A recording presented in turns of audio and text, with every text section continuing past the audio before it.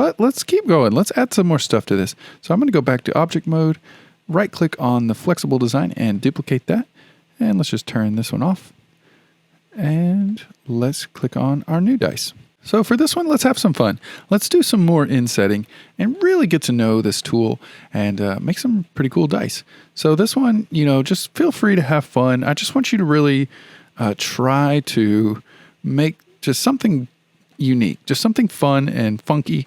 So let's go ahead and dive in. Let's go into edit mode and let's just do some loop selections here. So I'm just going to click on the edge here, right in the middle, on any of the sides. It doesn't matter. Just on one of the sides, just either double click on the edge, or you may have to hold Alt and double click, or Alt click, and it should loop select all around the dice like that.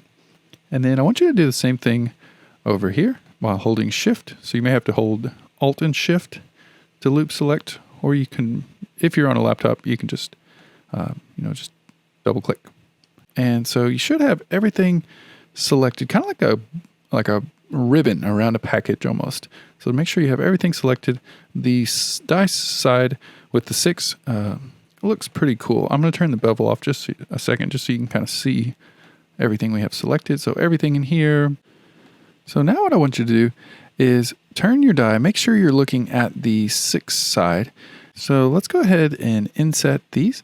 And what you want to do here is not go too far where it kind of inverts. See, kind of inside the little the holes there, the kind of back face there, it has a really tiny rectangle, and then bloop, and then we inverted it on itself.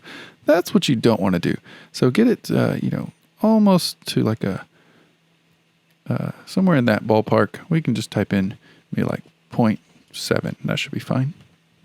And then also notice down the sides of your dice here, they're kind of protruding. There's some going bloop, bloop. It's kind of like making little bumps.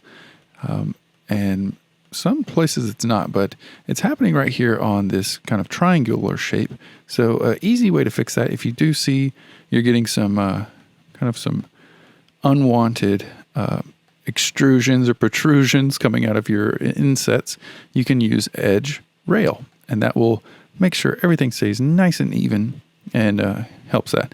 And then sometimes you'll see Blender is trying to keep everything even on this little edge right here. So you can kind of see these, it's almost like a perfectly symmetrical highlighted cross here, but it's kind of tapering in right there. So you can fix that with offset even, and that will fix it a little bit. It'll kind of make it look a little more uniform. Instead of just being off on one side, it kind of puts a cool little look on it. So that would be a time where you may want to turn your offset even off. And then what we're going to do is use another tool of the inset, which is select outer. So the inset we just made, if we do select outer, it will actually select that. So it's kind of inverting the selection. And that's where things can get really fun. So what we're going to do here is just inset these ever so slightly. Maybe like 0.2, or maybe even just 0.1, just a tiny, tiny, tiny bit. And then we're going to extrude in. So, you can go as far or as little as you want. Actually, I might go 0.2 on that and then do negative 0.2. And looky there, we've got some really cool inset features, and it just took that normal looking dice and just made it look way more interesting very, very quickly. So that's one way you can use the inset tool and the depth to make little cuts or divots inside of your geometry just to kind of accentuate your geometry. And we can go even further. This 6 side's looking pretty cool, but say we wanted to go into this side, you can double click or alt click on the little edge loop right here. Maybe do the same, just hold shift, double click or alt click right there to get that one. And we can inset those, maybe 0.2.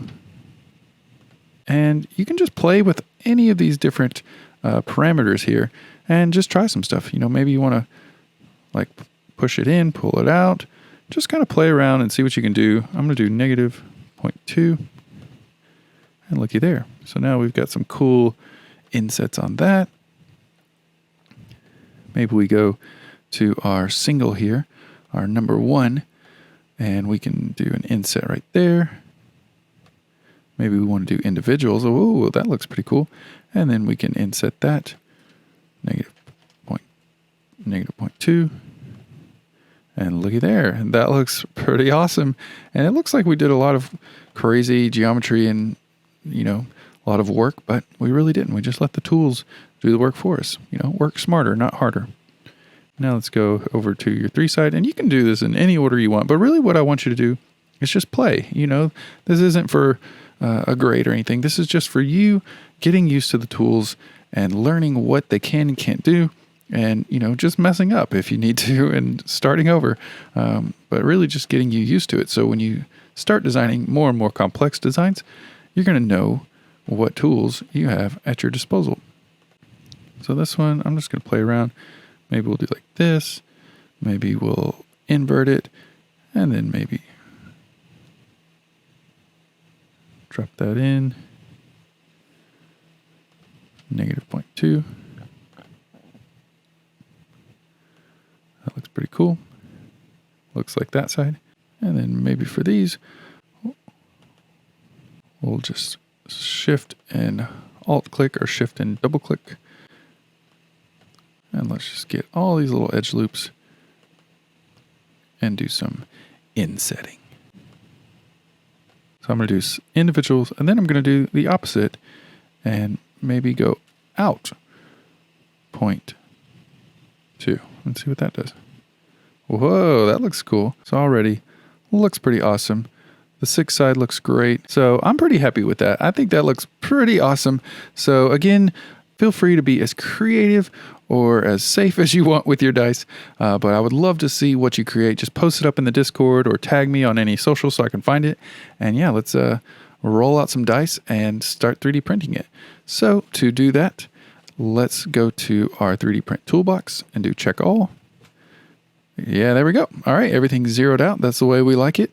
And we've got it renamed, Dice 001. You can rename it if you want it to be called something else. Maybe I'm going to call it Fancy. Dice Fancy.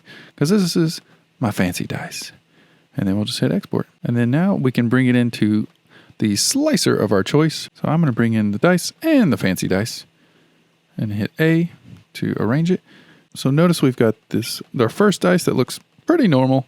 And then we've got our fancy dice that looks pretty incredible. So let's go ahead and slice these. We shouldn't need any wraps or supports.